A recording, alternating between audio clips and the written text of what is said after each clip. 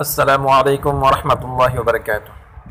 خوبصورت بات، جب دل پتھر اور آنکھیں خشک ہو جائیں، قرآن سن کر رونا نہ آئے تو سمجھ لیں کہ ہم سے کوئی غلطی ہو گئی ہے اور ہمیں توبہ کی ضرورت ہے۔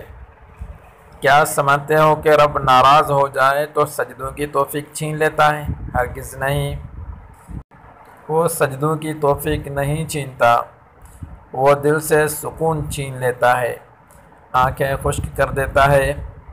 پھر لاکھ سجدے کرو، آنکھیں نم نہیں ہوتی، دل نہیں پگھلتا۔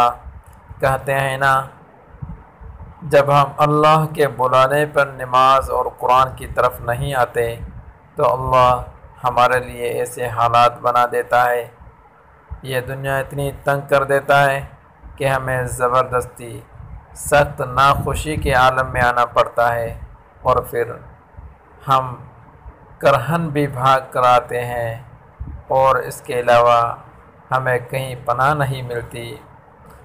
اس کی طرف طوعاً آ جاؤ، ورنہ تمہیں کرہن آنا پڑے گا۔ روح کی مرمت چاہتے ہو تو اس کی طرف لوٹ جاؤ۔ تم رینگتے ہوئے بھی جاؤ گے تو وہ دوڑ کر تھام لے گا۔